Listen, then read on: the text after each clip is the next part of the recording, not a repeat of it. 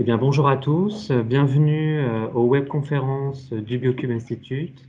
Je suis ravi de vous accueillir pour ce premier épisode de notre web série qui sera consacrée aux vecteurs viraux. Donc, ces webconférences sont organisées dans le cadre du programme Biomédicaments en région Centre-Val de Loire, avec la participation de l'association Groupe EMT, du LABEX Mabimprou, de la Fondation MOPA et de l'Université de Tours. Alors, concernant le déroulé de cette conférence, il y aura 45 minutes de présentation, suivi d'un temps d'échange. Vous pourrez ainsi poser toutes vos questions à la fin de la présentation, directement par visio ou via le chat. Je pourrai relayer vos questions. Je vous informe également que cette conférence est enregistrée. Donc, merci de bien vouloir couper votre caméra pour celles et ceux qui ne souhaitent pas être filmés. Merci également de couper vos micros lors de la présentation. Et pour information, un replay sera disponible sur la chaîne YouTube et le site internet du Biocube Institute. Donc pour cette web série, nous avons le plaisir de recevoir le docteur Nicolas Ferry. Nicolas, merci d'avoir accepté notre invitation. Donc Nicolas, vous êtes médecin et docteur de l'Université de Paris, spécialisé dans le domaine de la thérapie génique. Vous avez travaillé à l'INSERM pendant plus de 25 ans en tant que scientifique sur la biothérapie des maladies hépatiques. Vous avez ensuite été directeur du département des vaccins, produits sanguins et thérapies innovantes à la NSM et également membre du comité des thérapies innovantes de l'Agence européenne du médicament.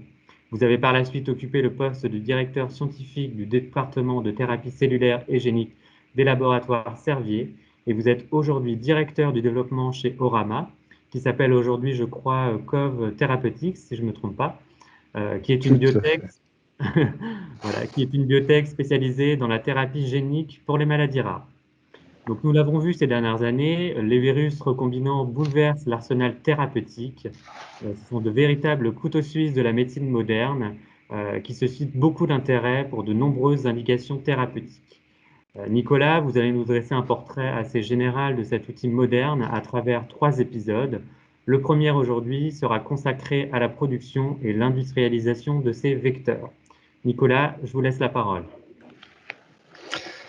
Merci Charlie pour cette introduction et merci de me donner l'occasion de vous présenter ces webconférences sur les vecteurs viraux, les vecteurs recombinants. Et alors, je ne sais pas, est-ce que vous voyez, je ne sais pas si c'est le bon écran, parce que du coup, Alors, on voit effectivement l'écran. euh, la biologie moléculaire n'étant pas très formateur pour l'informatique, si j'ose dire. Voilà. Donc je pense que là, vous devez voir la présentation. Dites-moi si c'est le cas. Oui, OK. très bien. Donc comme Charlie, vous le disiez, cette série de conférences a été divisée en trois. Donc la première est consacrée aux principes généraux, on va dire, de la production et de l'industrialisation de ces virus recombinants. Et pour cette première conférence, on va diviser, enfin, je voudrais diviser en trois parties, quelques généralités quand même qui seront évidemment évidentes pour ceux qui connaissent un peu le domaine, mais je pense que c'est important pour ceux d'entre vous qui ne sont pas spécialistes de revenir sur certains aspects. J'aborderai un peu les techniques de production, mais en sachant encore une fois qu'on n'a pas le temps de rentrer dans les détails. Et puis certaines contraintes liées à l'industrialisation de ces virus recombinants, qui sont un nouveau type de produit. Alors la première chose sur les généralités, ça sera un mot de définition. Un virus recombinant, c'est un virus dont le patrimoine génétique a été modifié par les technologies de l'ADN recombinant. C'est-à-dire que tous les virus qui ne sont pas génétiquement modifiés et qui peuvent être utilisés en thérapeutique ne rentrent pas dans le cadre des virus recombinants. Le but de ces virus, c'est bien sûr d'apporter à des cellules, soit in vivo, soit in vitro, des acides nucléiques. On verra que le plus souvent, c'est des ADN ou des ARN, dans le but d'avoir un effet thérapeutique. Et aujourd'hui, on peut distinguer deux champs d'application. Donc, les médicaments de thérapie génique qui visent à traiter des maladies et les vaccins, puisqu'aujourd'hui, il y a des vaccins, enfin, je vous en ai mis un exemple en dessous, qui est le fameux vaccin d'AstraZeneca, mais il y en a d'autres. les vaccins, où dans ce cas-là, le but n'est pas de traiter une maladie, mais bien de prévenir une infection. Enfin, le plus souvent, il s'agit d'infection. Donc ça, c'est les deux cadres nosologiques qu'on a aujourd'hui. Jusqu'à présent, on avait beaucoup plus de médicaments de thérapie génique que de vaccins, mais aujourd'hui, on peut dire que en termes, j'allais dire, de seringues ou d'ampoules vendues, aujourd'hui, il n'y a plus photo et on a, de par le monde, beaucoup plus de vaccins dérivés de virus recombinants injectés à l'homme que de vecteurs de thérapie génique. Donc le principe général n'a pas changé depuis une trentaine d'années. Ça, c'est une photo qu'on avait fait, enfin un schéma qu'on avait fait il y a une trentaine d'années. Le but de cette utilisation de virus recombinants, comme vous le voyez, c'est d'utiliser un virus dont on a retiré les gènes qui sont en rouge pour les remplacer par un gène thérapeutique qui est en jaune. Et on utilise ensuite ce virus pour aller infecter des cellules. Dans le cas présent, comme à l'époque, il s'agissait de rétrovirus, le génome est sous forme d'ARN messager. Et vous voyez qu'après l'attachement aux cellules, il y a une étape de reverse transcription qui fait que la molécule d'ARN qui est en jaune, enfin en rouge et jaune, va être reverse transcrite en un ADN qui va vert et bleu, qui va pouvoir s'intégrer dans le génome de la cellule. Ainsi va être sécrétée la protéine thérapeutique. Alors, dans le cas présent, sur la droite, vous voyez que c'était de l'adénosine déaminase, mais peu importe, ce schéma de principe est toujours valable. Donc, si on reprend les aspects techniques, le plus souvent, les modifications génétiques ont pour but de supprimer la réplication virale, c'est-à-dire pour enlever tous les caractères pathogènes du virus. Ce qui est évident pour un virus comme le HIV. Vous savez que le HIV aujourd'hui est un antivirus qui est très utilisé en thérapie génique et il faut bien entendu qu'il soit défectif pour la réplication avant de pouvoir l'utiliser. Mais dans certains cas, il faut savoir qu'on peut avoir des virus recombinants dont on conserve le caractère réplicatif. Et c'est le cas par exemple de l'Imlygic, qui est un produit qui est maintenant sur le marché depuis plusieurs années, qui est un virus du type HSV1, herpès, et qui est utilisé pour infecter des cellules tumorales. Et la réplication du virus ne peut se faire que dans les cellules tumorales. On a donc un virus qui est conditionnellement réplicatif, comme on dit, puisqu'il garde la possibilité de se répliquer, mais uniquement dans les cellules tumorales. Je n'aborderai pas ce type de virus recombinant aujourd'hui, parce que ça nous entraînerait dans des considérations un peu compliquées. Mais sachez que ça peut exister, même si le plus souvent, on essaie de modifier les virus pour qu'ils soient non réplicatifs. Donc la fabrication industrielle de ces virus recombinants, c'est finalement similaire à celle des autres biomédicaments, comme on le reverra, avec deux phases classiques, qui sont les phases d'upstream, c'est-à-dire les phases de production des particules virales, et puis les phases de downstream pour arriver à purifier ces virus recombinants pour en faire des médicaments injectables. Alors le principe de la fabrication des virus recombinants est finalement assez simple. Il s'agit de séparer le génome viral en deux parties. Alors un génome viral, si on peut le schématiser, c'est composé de trois parties. Vous avez les gènes viraux essentiels, donc c'est la partie qui est en bleu sur ce schéma. Les répétitions terminales ou terminal repeats qui sont de part et d'autre du génome, les génomes sont souvent linéaires, ils peuvent être aussi circulaires, on ne va pas rentrer dans les détails. Et puis la région psi, alors la région psi, c'est la région d'encapsidation qui permet à une cellule qui est en train de fabriquer des particules virales de savoir quel ADN ou quel ARN il va falloir intégrer dans la capside virale. Donc la première étape pour la synthèse ou la fabrication des virus recombinants est de séparer ce génome viral en deux parties. D'un côté, les gènes viraux essentiels en ayant supprimé la région d'encapsidation et les terminal repeats, et on synthétise de l'autre côté ou en parallèle un génome recombinant qui, comme vous le voyez, a un transgène ou un gène thérapeutique à la place des gènes viraux essentiels. Donc, toutes ces techniques se font avec la technologie de l'ADN recombinant. Je ne reviendrai pas là-dessus, c'est juste un schéma général pour vous dire que toutes ces modifications génétiques se font à l'aide, bien sûr, de plasmides. Le plasmide, comme vous l'avez ici, c'est un outil très puissant, on va dire, qui est toujours très utilisé pour pouvoir faire des recombinaisons d'ADN et pouvoir arriver à construire des molécules d'ADN ou d'ARN à façon qui contiennent les séquences désirées. Donc, pour ce qui est de la fabrication des virus recombinants, la première étape, c'est de générer des particules vides. Donc, les cellules productrices, alors que ce soit des lentivirus, que ce soit des adénovirus, que ce soit des AAV, des Adeno-Associated Virus, le plus souvent, les cellules productrices sont dérivées de la lignée de HEK 293, qui est une lignée de reins embryonnaires humains, donc Human Embryonic Kidney.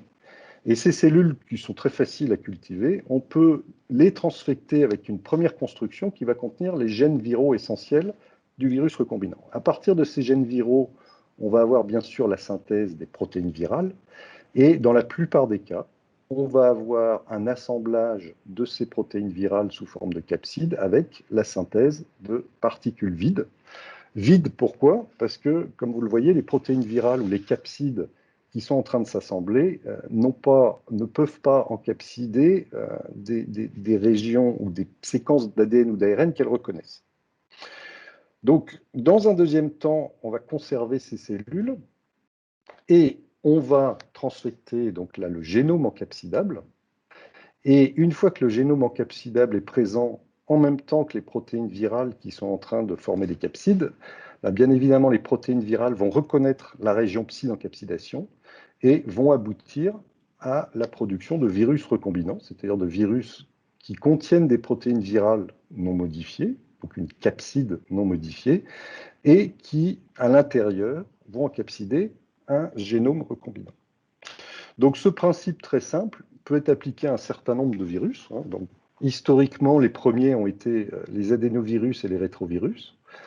On fait aujourd'hui des AAV, des Adeno-Associated Virus recombinants, qui ont la particularité, j'y reviendrai, d'avoir un tout petit génome, et puis évidemment aussi des lentivirus recombinants qui sont, comme vous le savez, des cousins des rétrovirus. Donc les éléments importants sont les suivants. Les capsides virales, le plus souvent, sont strictement identiques à celles des virus sauvages. Ça, c'est vrai pour l'adénovirus et l'AAV. Pour le HIV, on le verra, souvent, on utilise un pseudotype, c'est-à-dire qu'on inclut dans l'enveloppe du virus une protéine qui vient d'un autre virus, qui est la protéine du virus de la stomatite vésiculeuse.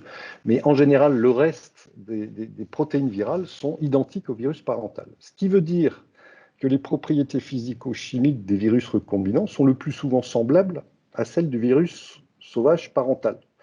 C'est-à-dire que le virus va aller dans les mêmes cellules que le virus sauvage, va s'intégrer si le virus sauvage s'intègre. Les mécanismes de transcription du génome aussi vont être les mêmes entre le virus recombinant et le virus sauvage. Et comme je vous l'ai dit, le plus souvent, les virus recombinants ne peuvent pas se répliquer après infection des cellules cibles. En d'autres termes, le transfert de gènes se fait après une infection unique, un one-shot infection, si vous voulez, qui ne permet pas la réplication ultérieure des virus. Alors, quelques mots sur les techniques de production. Donc, je vais vous prendre deux exemples qui sont les exemples aujourd'hui les plus utilisés. C'est les Adeno-Associated Virus et les lentivirus. Donc, la première chose, c'est de comprendre, j'allais dire, le cycle viral du virus qu'on considère. Donc, pour ce qui est des AAV, les AAV sont des virus, des parvovirus non enveloppés, et la capside est un icosaèdre d'environ 25 nanomètres.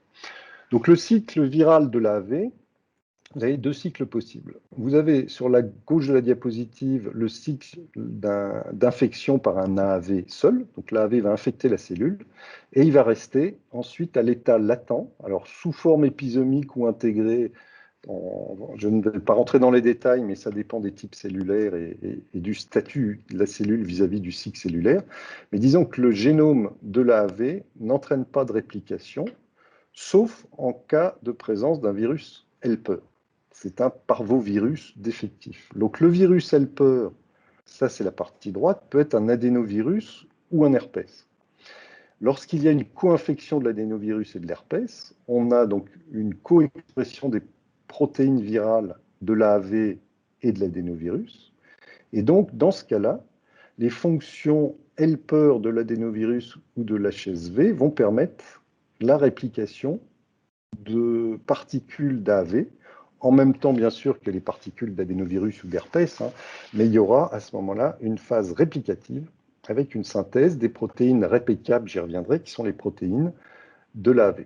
Donc l'AAV, si vous voulez, c'est un virus qui est défectif pour la réplication et c'est très utile pour la thérapie génique puisque quand on a un virus AAV recombinant, on est sur la partie gauche de la diapositive, donc on a un deuxième verrou qui fait qu'il n'y a pas de réplication, c'est que s'il n'y a pas un virus helper associé, on n'aura pas de réplication de l'AAV.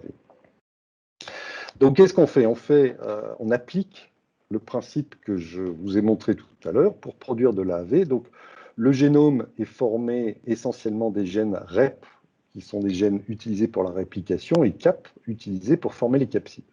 Donc, on met d'un côté, sur la partie gauche, les ITR de l'AAV. Dans les ITR se trouve la séquence d'encapsidation, et on insère entre les ITR le gène thérapeutique qu'on veut transférer dans les cellules. Donc ça, c'est le génome recombinant. Dans le plasmide helper, on met donc les gènes de REP et CAP qui correspondent aux gènes pour synthétiser les particules d'AAV. Et puis on ajoute certaines fonctions qui sont les fonctions helper, donc qui sont nécessaires pour la réplication de l'AAV, qui proviennent le plus souvent de l'adénovirus. Plus souvent, les régions E4 et E2A qui sont sur ce schéma sont des régions qui viennent de l'adénovirus et qui vont servir à induire la réplication des particules d'AAV. On co-transfecte ces deux constructions dans les cellules HEK 293, comme je vous l'ai dit, et donc, à la suite de cette co-transfection, on a bien les gènes REP et CAP qui, sous l'influence des régions helper E4 et E2, vont être exprimés et synthétiser des particules, des capsides d'AAV, et ces capsides d'AAV vont encapsider le génome qui est entre les deux ITR, c'est-à-dire le gène thérapeutique. Donc vous voyez qu'avec deux plasmides, et c'est un procédé qui est toujours utilisé aujourd'hui, on peut arriver à synthétiser des particules d'AAV, des capsides d'AAV recombinants. Alors vous voyez, mais je ne rentrerai pas dans les détails, que comme il y a beaucoup de sérotypes d'AAV, en fonction du gène CAP que vous allez utiliser, ça peut être un gène CAP de l'AAV de sérotype 1, 2, 3, 4, 5, ça peut aller jusqu'à 12 ou 13 ou 14 aujourd'hui, eh bien c'est ce gène CAP qui va gouverner le sérotype de particules d'AAV recombinant que vous allez obtenir.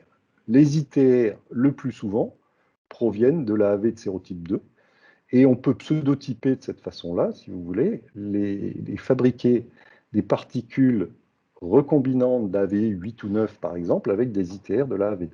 Donc, vous voyez qu'il y a une espèce de fongibilité, si j'ose dire, entre les régions régulatrices du génome, les ITR, et les régions qui codent réellement pour différents types de capsides. Donc, les capsides pour la production d'AAV recombinants sont en majorité restent intracellulaires et même intranucléaires. Donc, comme je vous l'expliquais tout à l'heure, il faut lyser les cellules pour récupérer les particules, ce qui nécessite quand même une étape supplémentaire dans la fabrication industrielle de ces AAV recombinants. L'avantage des AAV, c'est que les capsides d'AAV sont très résistantes et sont accessibles à différents systèmes de purification, voire même à un chauffage, puisque initialement, quand on fabriquait de l'AAV avec des adénovirus sauvages en tant que helper, on chauffait les préparations à 56 degrés pour inactiver les adénovirus, mais les AAV restaient stables à 56 degrés. De la même façon, un AAV, vous pouvez le conserver sur votre paillage, à 4 degrés pendant plusieurs semaines, l'AAV reste infectieux à des températures qui sont finalement assez élevées. Donc, le downstream, vous avez plusieurs possibilités. Donc, je vous en ai mis deux ici qui sont tirées de la technique Poros. Poros, c'est un système que certains d'entre vous connaissent peut-être qui développe différents types de colonnes pour faire de la bioproduction, enfin la production de molécules biologiques. La première étape est généralement une clarification parce que tout ce qui est produit par le HEK 293, comme le CHO en fait, c'est toujours, j'allais dire, vous avez un grand nombre d'impuretés qui sont des débris cellulaires. Donc la première chose, c'est de clarifier le surnageant que vous obtenez pour éliminer ces débris cellulaires. Et vous avez plusieurs possibilités qui ont été développées. Vous avez les colonnes de cations ou d'anions, les colonnes d'échange en chromatographie. Vous avez la filtration tangentielle, pardon, pour permettre de concentrer les vecteurs, et à la fin, une filtration stérilisante, alors qui est possible sans problème avec les AAV, puisque des capsides de 25 nanomètres, ça passe tout à fait dans des filtres de 0,2 microns, qui sont généralement les filtres utilisés pour avoir une filtration stérilisante. Alors, je vous ai mis en dessous une autre technique qui est celle de la chromato-d'affinité. Il y a d'autres industriels, enfin d'autres CMO qui fabriquent des AAV à partir de chromatographie d'affinité, avec une concentration, une formulation qui peuvent être un peu différentes. Enfin, disons que vous avez ici, de façon générale, un peu toutes les options possibles qui reposent sur des techniques de downstream qui sont classiques, je vais dire, qui n'ont pas d'originalité par rapport à ce que certains d'entre vous connaissent peut-être pour la fabrication de biomolécules. Alors, un autre exemple, ce sont les lentivirus recombinants. Donc, vous allez voir que c'est un petit peu plus compliqué parce que le virus et lui-même, la structure du virus est un peu différente. Vous savez que les lentivirus sont des virus enveloppés, c'est-à-dire qu'autour de la capside, il y a une membrane qui est dérivée de la membrane cellulaire, ce qui a pour corollaire d'entraîner une grande fragilité du virus. C'est-à-dire qu'un lentivirus recombinant sans sa membrane n'est plus actif. Et une membrane plasmique, c'est beaucoup plus fragile qu'une capside virale, ce qui pose certains problèmes dans la purification, et je vous en redirai un mot. Alors le génome lentiviral est court, mais un peu plus compliqué, on va dire, que celui de l'AAV. Vous retrouvez de façon générale ce que je vous ai dit tout à l'heure, les long terminal repeats, puisque dans le cas des rétrovirus et des lentivirus, on parle de long terminal repeats, qui sont les séquences régulatrices de la réplication et de la transcription. La région psi que vous voyez en haut à gauche, qui est donc la petite région d'encapsidation. Et puis, dans le génome d'un lentivirus, vous avez tout un tas de gènes qui sont... Alors, les plus importants sont les gènes GAG et POL. GAG sont les gènes codants pour la capside, POL pour la polymérase, la reverse transcriptase qui permet la transcription reverse du génome qui est sous forme d'ARN en ADN double brin. Et puis, les gènes d'enveloppe, les gènes TAT-REP, et puis un certain nombre de gènes régulateurs dont vous avez sûrement entendu parler, qui sont les gènes VIF, VPR, VPU et NEF. Alors, la petite différence pour le lentivirus par rapport à l'AAV, c'est que la première chose, c'est qu'on va diviser le génome en un grand nombre, on va dire, de plasmides, pour éviter que par recombinaison entre séquences similaires, on puisse avoir des virus réplicatifs. Pourquoi? Parce que, je ne vous l'ai pas dit, mais l'AAV, c'est un parvovirus humain qui infecte beaucoup les hommes, mais qui n'est pas associé à une pathologie réellement identifiée aujourd'hui. Donc, s'il y a des particules réplicatives d'AAV, ce n'est pas très gênant, puisque de toute façon, ça ne sera pas des particules qui vont entraîner une pathologie. En revanche, pour le HIV, puisque c'est le HIV de sérotype 1, il est évident que personne n'a envie de voir la synthèse de particules réplicatives qui pourraient entraîner une pathologie chez le patient. Donc, une des possibilités est de séparer en un grand nombre de plasmides le génome viral, ce qui veut dire que la recombinaison, et dans le cas présent, comme vous le voyez ici, vous aurez 3 plasmides. Le premier qui va entraîner l'expression des protéines GAG et POL, qui sont donc les protéines de la capside pour GAG et de la reverse transcriptase. On utilise, comme je vous l'ai dit tout à l'heure, un gène d'enveloppe qui n'est pas la GP120 du HIV, mais le gène de la protéine G du virus d'asthmatite vésiculeuse. Pourquoi? C'est simplement parce que ce gène a un très grand tropisme et permet d'infecter beaucoup de cellules. Donc, contrairement à la GP120, qui est quand même limité, enfin le récepteur de la GP120 n'est pas présent sur toutes les cellules, la protéine VSVG va permettre la transduction d'un très grand nombre de types cellulaires avec les particules recombinantes. Et puis, pour des raisons de sécurité, comme je vous l'ai dit, on a le gène REV qui est nécessaire pour avoir une réplication productive de virus, mais ce gène REV, il est sur un plasmide encore différent des deux premiers, ce qui veut dire que pour la probabilité de recombinaison, d'obtenir un génome recombinant, en sachant que, comme vous le voyez ici, on utilise comme promoteur sur la partie gauche, c'est-à-dire en 5', non pas l'ITR ou le LTR, mais un promoteur CMV. Donc on considère qu'aujourd'hui, la probabilité est quasiment infime, inférieure à 1 sur 10 puissance 18, je crois, d'avoir une particule recombinante. Et bien sûr, à ces trois gènes qui permettent la synthèse de la capside et de l'enveloppe, vous avez le vecteur recombinant, enfin le génome recombinant. Et vous voyez qu'ici, il est composé du transgène, bien sûr, des LTR droit et gauche. Et puis, parce que c'est du lentivirus et pour avoir là aussi une synthèse efficace de particules, on a la région RRE qui est la région sur laquelle va se fixer la protéine RET. Donc là encore, le principe, comme vous le voyez, est le même, avec des petites difficultés qui sont liées au fait que le génome est un peu plus compliqué et que, bien entendu, pour des raisons de sécurité, on va regarder de plus près, enfin, on va essayer, on va faire en sorte qu'il n'y ait pas de particules réplicatives qui puissent être générées.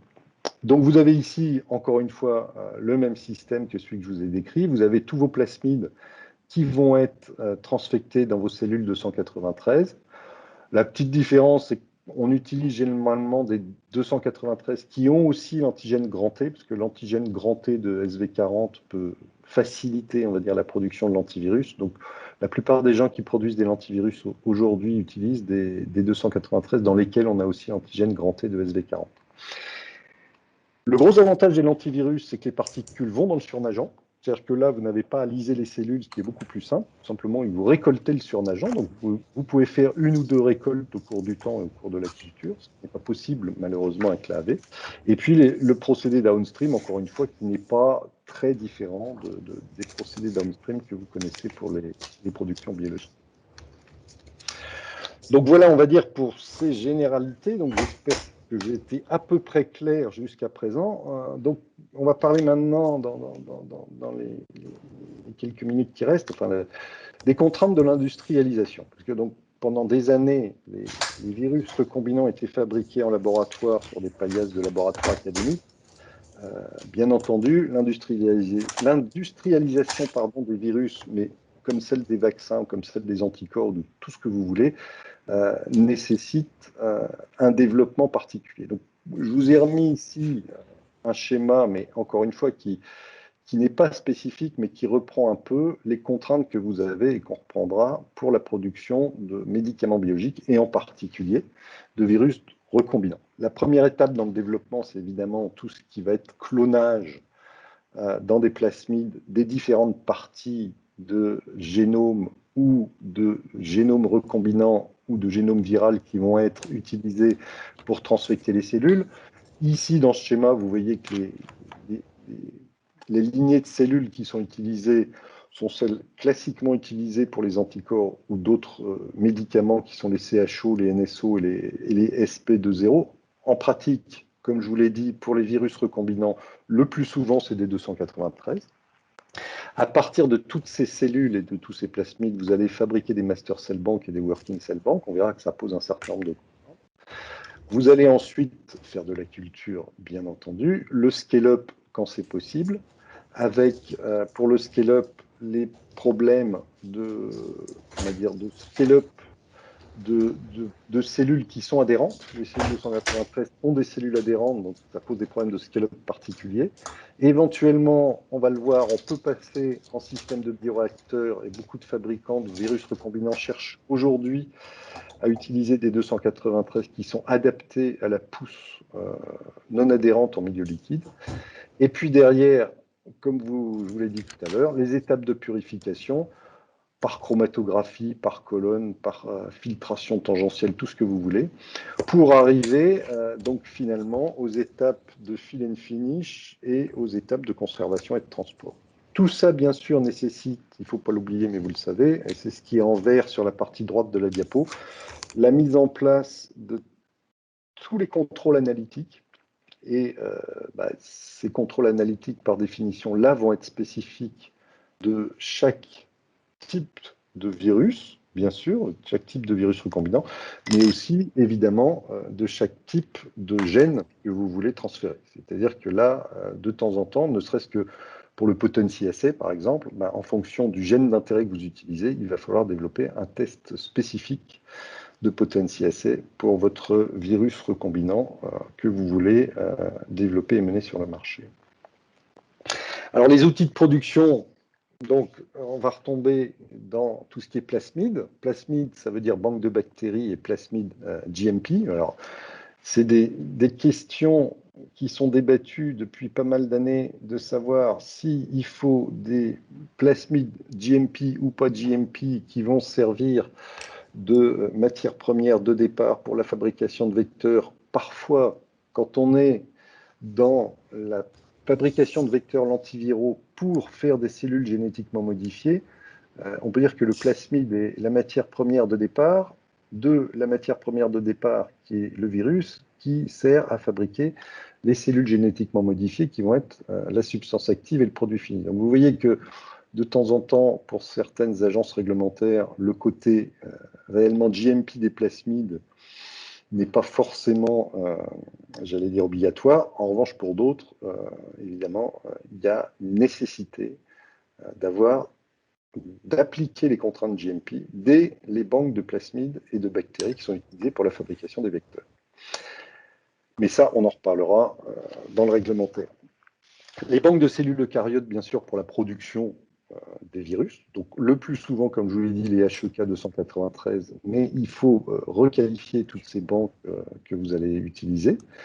Le procédé de fabrication, qui là aussi peut être variable, c'est-à-dire que autant les procédés de culture sont à peu près bien établis, les procédés de purification, et c'est l'étape suivante, là aussi peuvent varier grandement en fonction des CMO, en fonction de l'origine des cellules, j'allais dire. Évidemment, vous ne purifiez pas de la même façon, comme je vous l'ai dit, un antivirus, un AAV ou un adénovirus, et puis de la façon dont vous cultivez les cellules, puisqu'entre des cellules en suspension et des cellules adhérentes, vous allez avoir des problèmes d'impureté et donc de purification qui vont être différents. Enfin, la formulation, le remplissage, là aussi, la fragilité de certains virus, comme les lentivirus, va entraîner des contraintes qui n'existeront pas pour des virus, on va dire, beaucoup plus solides, comme le sont les AAV. Alors, la production de plasmides, aujourd'hui, on va dire, est simple, c'est-à-dire quand on dit que c'est simple, c'est-à-dire que vous avez des bioréacteurs qui sont des bioréacteurs de culture bactérienne, une étape de centrifugation, la lisse cellulaire, clarification, ça c'est classique, la concentration, la diafiltration, parfois vous pouvez même précipiter, enfin il y a encore des étapes de précipitation qui permettent aussi de clarifier les surnageants bactériens. La concentration, la diafiltration, toutes ces étapes-là sont, j'allais dire, classiques. Néanmoins, c'est vrai que, vous le savez sans doute, la production de plasmide en très très grande quantité peut poser un certain nombre de problèmes. La purification se fait avec de la chromatographie le plus souvent, et puis la formulation finale est bien sûr la filtration stérilisante, en sachant que là aussi, la filtration stérilisante, quand vous avez des concentrations d'ADN importantes, vous avez des solutions qui sont quand même assez visqueuses, ça peut là aussi poser des problèmes industriels, mais aujourd'hui, on arrive quand même à résoudre une partie de ces problèmes pour arriver à un filling qui fait que vous avez des grandes quantités de plasmide. Alors, c'est une production simple. Dans mon expérience, en fait, les besoins sont grands parce qu'en fait, contrairement au CHO, c'est-à-dire que si vous comparez, on va dire, la fabrication de CHO ou la fabrication d'anticorps avec des CHO à celle des 293, on a peu de systèmes d'expression stable. C'est-à-dire que pour les CHO, par exemple, quand vous fabriquez des anticorps, vous avez des clones stables de CHO, ce qui fait que vous n'avez pas à retransfecter en permanence vos cellules. Pour la fabrication des virus recombinants, y compris les lentivirus, même si au départ, il y a une vingtaine d'années, on avait des clones stables producteurs de rétrovirus, aujourd'hui, la plupart du temps, toutes les productions se font en transfection transitoire. Ce qui veut dire qu'à chaque fois que vous avez une production de virus recombinants, vous avez une production de 1, 2, 3, 4, voire 5 plasmides qui sont nécessaires pour faire des co-transfections dans vos cellules. Donc c'est là où on voit qu'il y a une croissance des besoins qui fait qu'aujourd'hui, en France, en Europe, voire dans le monde, hein, les besoins de fabrication de plasmides sont tellement importants qu'on n'est pas en rupture d'approvisionnement, mais on va dire que d'une part, parfois les délais de fabrication sont longs et les coûts s'envolent. Une fabrication de plasmides qui vous coûte quelques centaines d'euros sur votre paillasse, qui peut coûter un peu plus quand vous n'êtes pas dans un labo académique, on va dire quelques milliers d'euros, une vraie préparation de plasmide dans des conditions GMP peut aller jusqu'à 200 ou 300 000 euros. Donc vous voyez qu'avec des coûts de cette importance et le nombre de plasmides que vous allez utiliser, je ne rentrerai pas dans les histoires de cost of goods, mais la fabrication de virus recombinants coûte cher.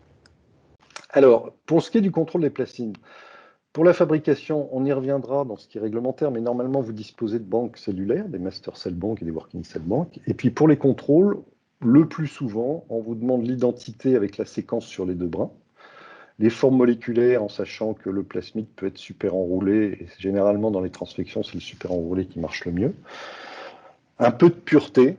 On va vous demander quand même même vous aurez de toute façon la nécessité de regarder les protéines résiduelles des endotoxines, puisque là quand même c'est de la production qui vient de bactéries, et puis les ARN contaminants. Et enfin, le mieux c'est d'avoir un marqueur d'activité biologique, ce qui n'est pas toujours possible, hein, en fonction du transgène que vous utilisez. C'est vrai que quand c'est un gène structural d'une cellule eucaryote, l'activité biologique de votre transgène est difficile à mettre en évidence. Alors, une autre particularité quand même des productions de virus recombinants par transfection, c'est que les 293 sont, comme je vous l'ai dit, habituellement des cellules qu'on cultive en cellules adhérentes. Donc, quand il vous faut des grands volumes pour avoir beaucoup de vecteurs, vous êtes amené à cultiver des grands volumes de cellules adhérentes. Donc aujourd'hui, vous avez tous ces systèmes que vous connaissez de plateaux.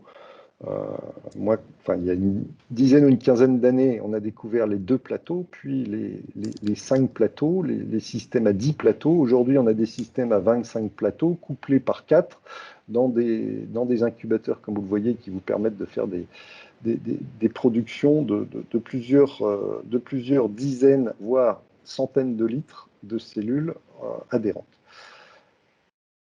C'est pour ça qu'aujourd'hui, les complications des cellules adhérentes ont fait que beaucoup de fabricants aujourd'hui cherchent à adapter les cellules 293 à la culture en suspension. Et donc, avec ces cultures de cellules en suspension, on peut arriver à des tailles de lot, dans des bioréacteurs, qui aujourd'hui, dans les grosses CRO, arrivent à 1000 ou 2000 litres. Donc vous voyez qu'on se rapproche progressivement de ce qui est fait pour les anticorps monoclonaux, mais on n'y est pas encore. Bon, pour une raison simple, hein, quand même, c'est que dans le downstream, voire dans la culture, les virus, même les virus les plus stables, sont quand même moins stables que des protéines recombinantes. C'est-à-dire qu'entre un anticorps monoclonal et une capside, même une capside d'AAV qui est quand même assez solide, c'est sûr qu'il y a des choses que vous pouvez faire avec des anticorps monoclonaux que vous ne pourrez pas faire avec des capsides. Donc c'est pour ça que même si ces techniques de production progressent vers la grande série ou du moins les gros volumes, il y a encore des contraintes qui font que ça nécessite une certaine adaptation. Alors, si on en vient au downstream, le downstream, c'est les contraintes spécifiques, on va dire, pour les virus recombinants. La première contrainte, c'est lié à la taille des objets à purifier. Je ne vous l'ai pas dit, mais un lentivirus, ça fait quand même 100 nanomètres. Donc, j'ai oublié de vous le dire, mais la filtration stérilisante, certains n'osent pas parce que quand vous faites une filtration stérilisante d'une production de l'antivirus, vous risquez de perdre 40 à 50% de votre production, ce qui quand même n'est pas très rentable sur un plan industriel. Donc, le downstream, la première contrainte du downstream de fabrication de virus recombinants, c'est lié à la taille des objets, puisque il va falloir, même dans les colonnes d'affinité ou dans des colonnes d'échange d'ions, avoir une porosité qui permette quand même, dans les colonnes d'exclusion si vous en utilisez, une porosité qui permette quand même, j'allais dire, la purification de gros objets. Les contraintes, c'est aussi que vous avez des virus plus fragiles. Un antivirus, encore une fois, qui est un virus enveloppé, n'aime pas trop passer dans une colonne. Bon, c'est tout le problème d'imaginer des downstreams qui puissent être adaptés au l'antivirus. Et je peux vous dire que ça fait partie j'allais dire, des secrets industriels qui sont parfois bien gardés, parce que ceux qui arrivent avec des titres élevés, au-delà, on va dire, de 19 de particules infectieuses par ml, sont, comment dirais-je, sont jaloux de leur secret industriel qui leur permet d'arriver à des concentrations virales aussi élevées. Alors, les impuretés sont potentiellement présentes en grande quantité. Le DNA plasmidique, vous mettez de telles quantités de DNA pour transduire vos 293 qu'il y en a absolument partout. Et c'est vrai que le DNA plasmidique résiduel pose des problèmes. Alors, il y a des traitements à la DNase, à la benzonase, à ce que vous voulez, mais le DNA, comme vous le savez, ça colle partout. Donc, vous avez en permanence du DNA qui va coller sur vos capsides virales. Donc, ça, il faut le prendre en compte. Et puis, du fait que vous partez de cellules eucaryotes et qu'en plus, pour les AAV, vous avez la nécessité de casser vos cellules et vos noyaux pour récupérer les particules, vous générez des quantités énormes de protéines cellulaires. Alors, sans parler, bon, pour ceux qui connaissent un peu l'AAV, à une époque, on a voulu faire des AAV à partir de cellules d'insectes. C'est un procédé qui marchait très bien, mais qui produisait des AAV qui étaient réellement très sales. C'est-à-dire qu'en fait, on avait des particules virales noyées dans des cellules d'insectes et des ADN de cellules d'insectes dont on avait du mal à se débarrasser. Donc, ces procédés sont encore de petite taille, on va dire, par rapport à ce qu'on peut connaître j'allais dire, d'autres productions de médicaments biologiques. Mais encore une fois, le but des industriels, c'est d'essayer de passer à des choses plus importantes, à des tailles de l'eau plus importantes. Alors, pour ce qui est du contrôle des virus recombinants, il y a des particularités aussi. Vous allez contrôler le starting material, donc les plasmides, les cellules productrices, les 293. Pour les vecteurs, ce qu'on vous demande, c'est de regarder quand même l'identité et l'intégrité. Là aussi, vous allez séquencer votre génome recombinant, le génome qui est contenu dans vos particules, on va dire, qui sont le produit fini. Pour la sécurité, étant donné que vous partez de banques bactériennes et qu'ensuite ça passe sur des lignées humaines, la sécurité, c'est bien évidemment la recherche de virus adventices, de virus compétents pour la réplication, en particulier bien sûr pour la HIV, et la stérilité. Après, les grands classiques, l'ADN et les protéines résiduelles et toutes les autres impuretés que vous pouvez avoir dans votre substance active ou votre produit fini. L'activité, généralement, c'est le titre infectieux, le titre en particules et le titre en activité biologique, comme vous pouvez le faire. Parfois, c'est simplement un titre en RT-PCR pour avoir l'expression d'une molécule d'ARN et puis vous pouvez avoir, on va dire, une image de votre activité biologique basée sur la RT-PCR. Et enfin, la stérilité, puisque le plus souvent, vous allez finir avec des virus injectés ou des cellules transduites par vos virus qui vont être injectés, vous êtes dans la contrainte des produits injectables. Donc, quelques mots de conclusion. Donc, le principe de fabrication est simple. Enfin bon, je veux dire, comme vous l'avez vu, j'espère vous avoir convaincu que c'était pas très compliqué sur le plan, j'allais dire, sur le plan scientifique. Et finalement, le principe de fabrication ressemble beaucoup au procédé des médicaments biologiques. De plus en plus, les vaccins et les médicaments biologiques ressemblent aux virus recombinants. Et même pour les vaccins, comme je vous l'ai dit au début, aujourd'hui, certains vaccins sont des virus recombinants. Donc, on voit, même à travers la pharmacopée, qu'il y a des choses qui convergent. En particulier aujourd'hui, vous savez qu'il y a une réglementation, je ne me souviens plus trop laquelle, mais qui vous dit qu'il ne faut pas dépasser 10 nanogrammes d'ADN résiduel dans une dose de vaccin. On a tendance, certaines agences ont tendance à appliquer cette norme au virus recombinant. Et aujourd'hui, un bon virus recombinant pour la thérapie génique, en gros, ne doit pas entraîner l'administration aux patients de plus de 10 nanogrammes d'ADN résiduel par dose de virus recombinant. Alors, évidemment, ça pose des problèmes différents puisque quand vous vaccinez avec des particules virales, même les adénovirus, vous injectez, on va dire 10 puissance 8, voire parfois 10 puissance 9 particules un patient pour le vaccin. Aujourd'hui, comme vous le savez, pour les AAV recombinants, dans les myopathies ou certaines affections, on est à 10 puissance 14 par kilo. Ce qui veut dire que vous avez quand même 6 logs de différence entre une dose de vaccin et une dose de virus recombinant pour la thérapie génique.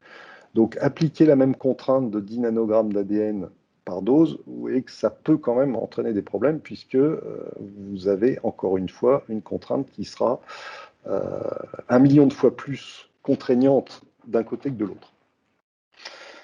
Enfin, le procédé doit être adapté à chaque type de virus recombinant.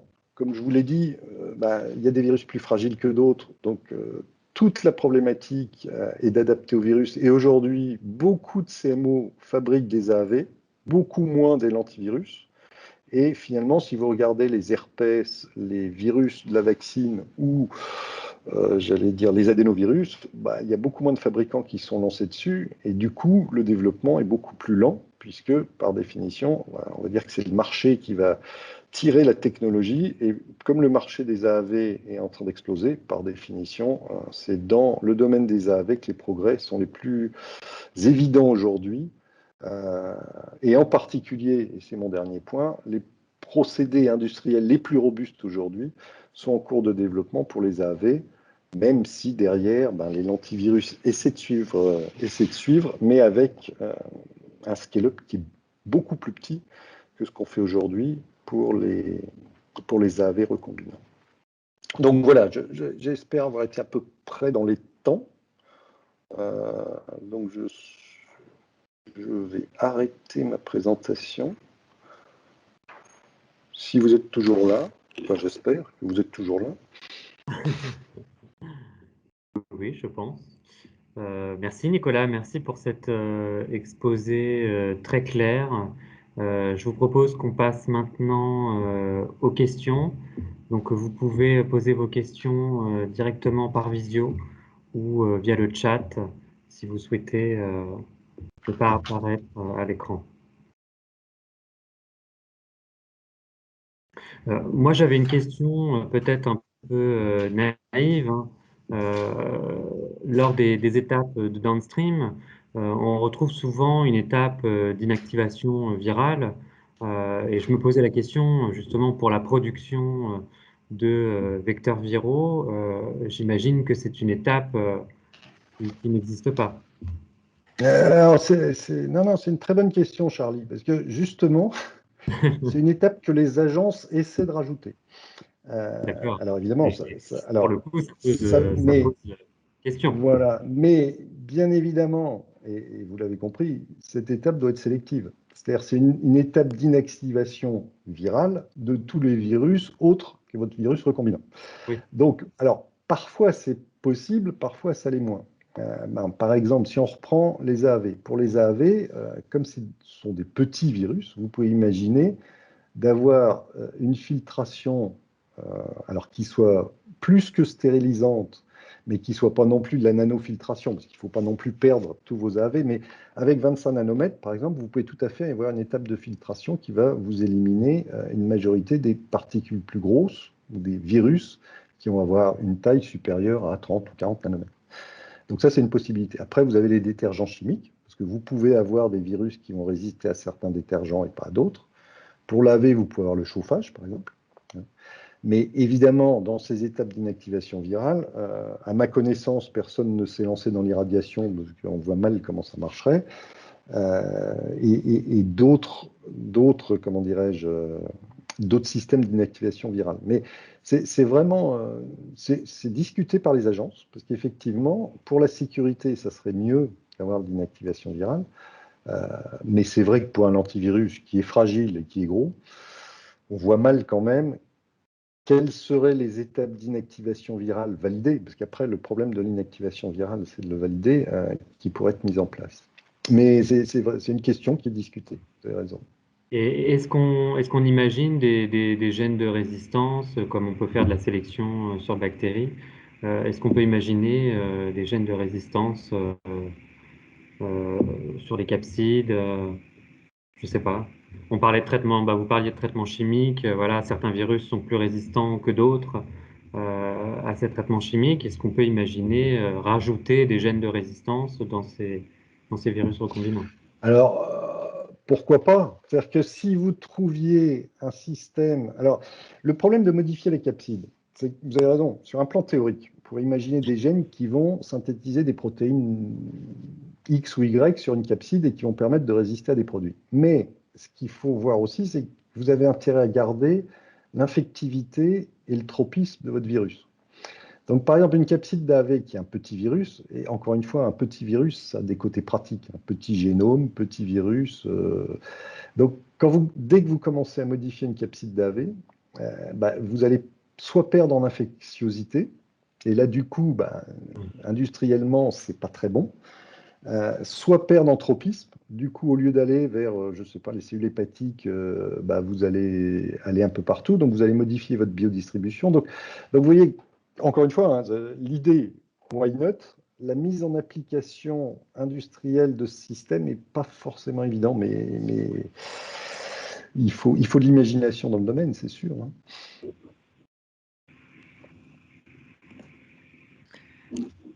Je me posais une question peut-être, Nicolas Richoriou.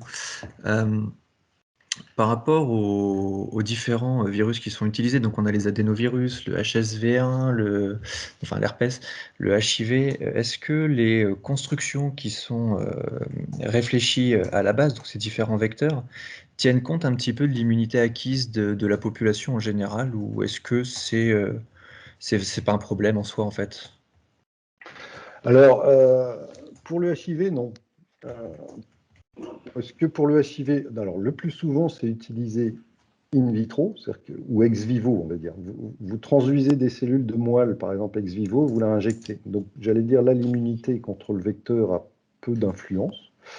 Pour l'AV, j'allais dire, on réfléchit un peu différemment. C'est-à-dire que là, on joue sur les sérotypes. C'est-à-dire qu'on sait que la population humaine a généralement des anticorps contre l'AV de sérotype 2 ou de sérotype 8. Donc, on essaie de jouer sur les sérotypes pour avoir des sérotypes qui soient moins, alors pas moins immunogènes, mais disons pour lesquels il y ait moins d'immunité. Et après, bah, comme le disait Charlie tout à l'heure, il y a des gens qui essaient de modifier les capsides pour qu'elles soient moins immunogènes. Mais là aussi, c'est un peu touchy parce que bah, oui, il faut que ça soit moins immunogène, mais en même temps que ça garde. Donc, le plus souvent, ce qui est fait, mais ça c'est en clinique, hein, et c'est devenu un classique avec les AAV, c'est, alors pour schématiser, enfin, s'il y a des médecins qui m'écoutent, ils ne m'en voudront pas, mais une bonne dose de corticoïdes au moment de l'administration de l'AAV, finalement, bah, ça évite d'avoir une réponse immunitaire contre la capside, et c'est ce qui est fait aujourd'hui. Donc, quand c'est possible, c'est le meilleur moyen j'allais dire, d'inhiber au moment de l'injection l'immunité anti-capside. Je dis bien anti-capside parce que anti-transgène, c'est un autre problème. Et ça, c'est pas, j'allais dire, c'est un problème qui n'est pas lié au vecteur lui-même, mais à l'expression du transgène. Ça marche. Merci.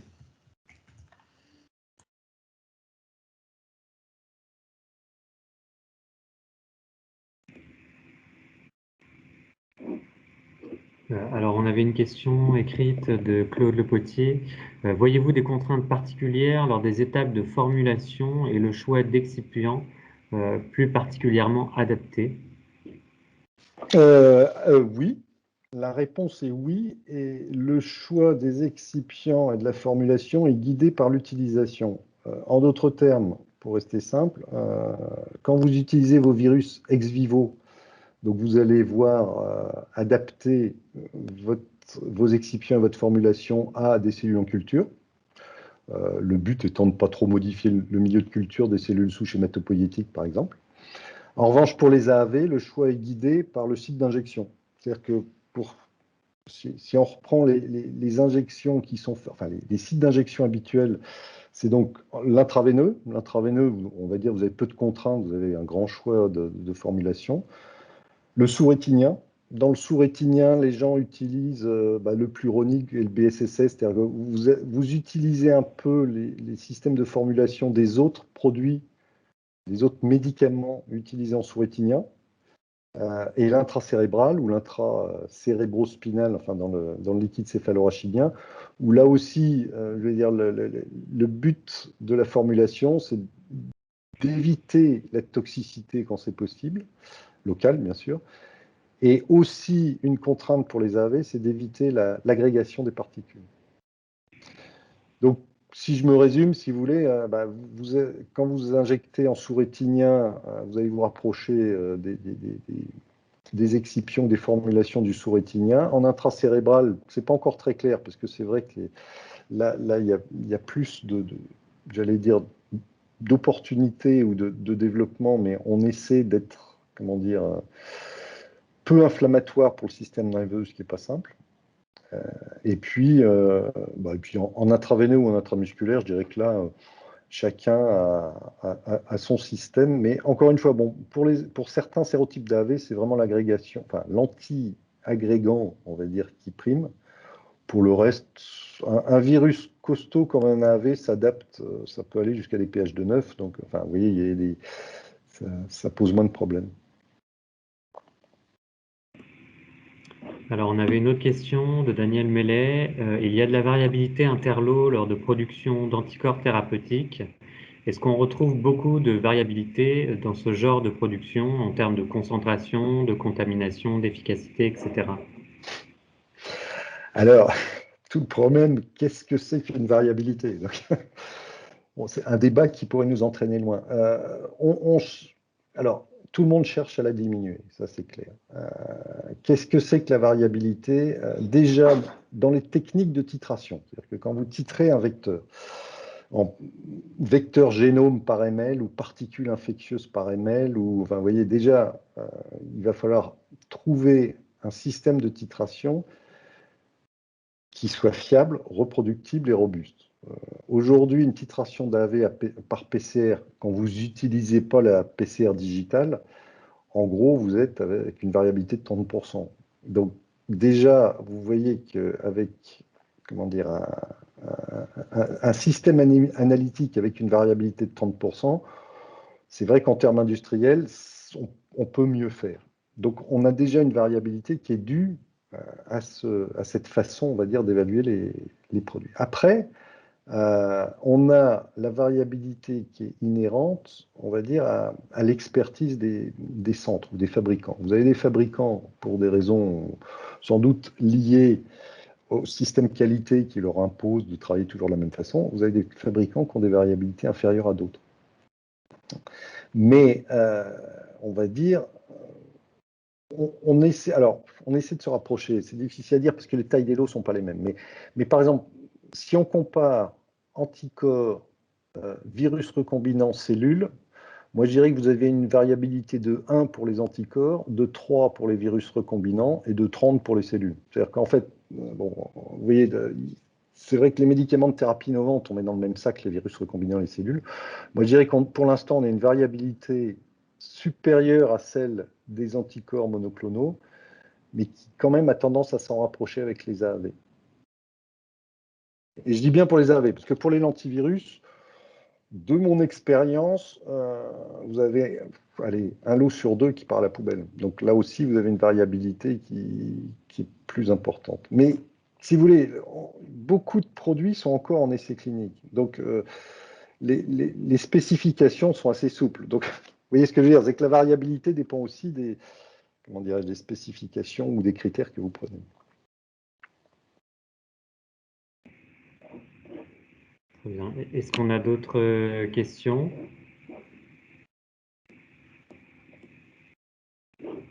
Oui, bonjour, je suis Swadilmi, je suis dans le réglementaire à Chili Mazarin. Merci pour cette présentation. C'est agréable aussi d'écouter en français et tout ce qui est biologie moléculaire, ça nous manque un peu. Voilà. En fait, moi, j'ai une question. J'ai vu que vous n'avez pas relevé, par exemple, dans les impuretés, la question des capsides vides qui sont pas en fait aussi vides qu'on le pense. Et aussi, je voulais avoir votre opinion, comme vous étiez à la NSM, c'est quoi un bon rendement de process? À quel rendement on peut démarrer une étude clinique? Voilà. Alors, Pour la première partie de votre question, vous avez tout à fait raison. Bon, je ne suis pas rentré dans les détails parce qu'effectivement, mais vous avez raison, les capsides vides sont aujourd'hui considérés comme des impuretés. Vous avez un problème de quantification de capsides vides. Même les capsides pleines aujourd'hui, c'est-à-dire que vous avez le problème petit 1, alors on va dire des capsides vides, des capsides pleines qui ne sont pas infectieuses, parce que comme vous le savez, ce n'est pas parce que vous avez des capsides pleines qu'elles vont être infectieuses, et parfois il y a un rapport de 10 ou de 100 entre la quantité de capsides pleines et la quantité de particules infectieuses.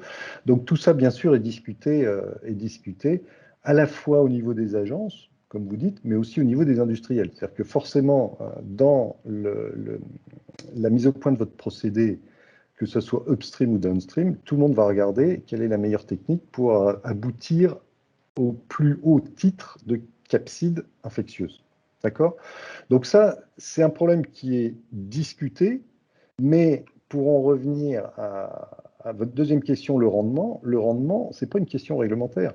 C'est-à-dire que le rendement d'un médicament biologique, et là je reviens au cadre des médicaments de thérapie innovante, le rendement, ce n'est pas du tout un problème réglementaire. C'est-à-dire que si vous avez un mauvais rendement, vous pouvez avoir beaucoup d'impuretés, ce n'est pas ça qui vous autorisera à faire un essai clinique ou pas. Pourquoi? Parce qu'on est dans un domaine où aujourd'hui, et c'est encore une fois la safety qui prime, si vous avez des impuretés qui ne sont pas toxiques, à la limite, ce n'est pas gênant.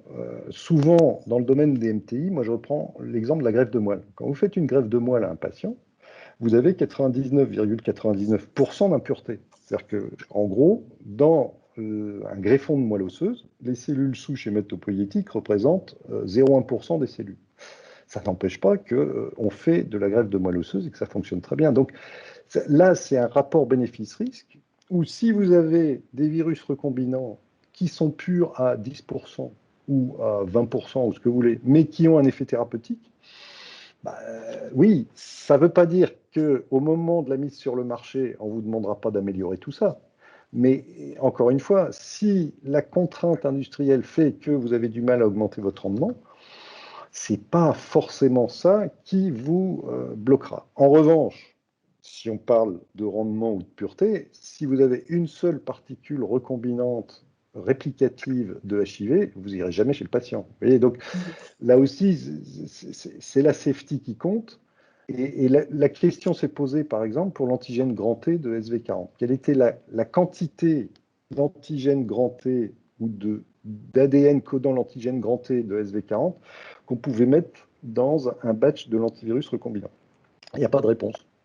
Vous pouvez discuter avec les agences ou les fabricants, il n'y a pas de réponse puisque les gens vont vous dire oui, il y a de l'ADN, mais par PCR, ce n'est pas tout l'ADN. En plus, l'ADN, il ne va pas forcément s'exprimer. Les protéines, oui, mais quand vous mettez des protéines de grand T DSB40 dans un muscle, qu'est-ce que ça fait? Personne ne sait. Donc, vous voyez, là aussi, mais on y reviendra, parce qu'en fait, ça, c'est l'objet de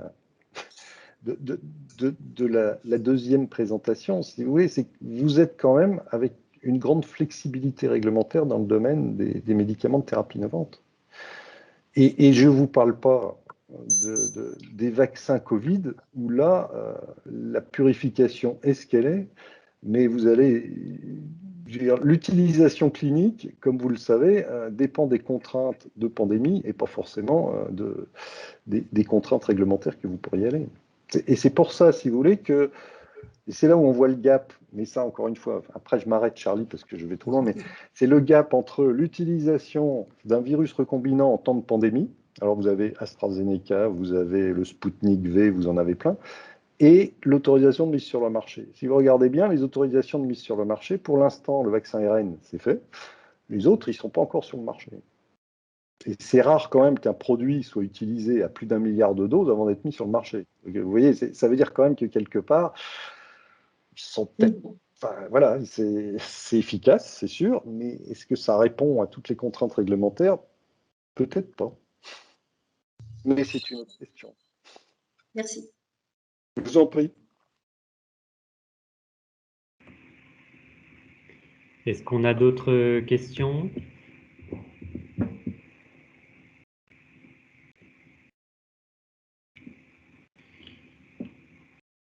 Bien, écoutez, je vous propose de clore cette conférence. Merci Nicolas, encore une fois, pour cet exposé. Merci à tous pour votre participation.